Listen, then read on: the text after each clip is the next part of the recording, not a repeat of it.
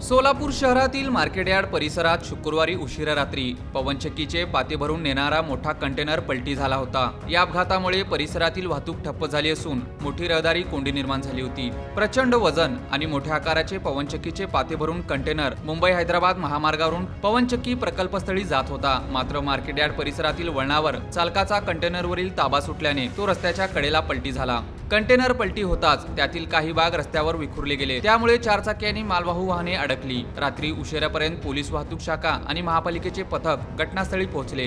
कंटेनरचे वजन जास्त असल्याने त्याला हटवण्यासाठी क्रेनची मदत घेण्यात आली। 2 क्रेनच्या सहाय्याने जवळपास 24 तासानंतर कंटेनर बाजूला करण्यात आला आणि रस्ता मोकळा झाला। या प्रकरणी कंटेनर चालकावर निष्काळजीपणे वाहन चालवून अपघात घडवल्याचा आरोप ठेवून जोडभावी पेठ पोलीस ठाण्यात गुन्हा दाखल करण्यात आला आहे। तिरमलाई पिरुमाल नायक्कर राहणार गांधी लवयम पट्टी मनपरी तिरुचिरापल्ली तमिळनाडू असे गुन्हा दाखल करण्यात आलेल्या चालकाचे नाव आहे। तो पवनचक्कीच्या भागांची वाहतूक करणाऱ्या खासगी ट्रान्सपोर्ट कंपनीत काम करत असल्याचे समजते।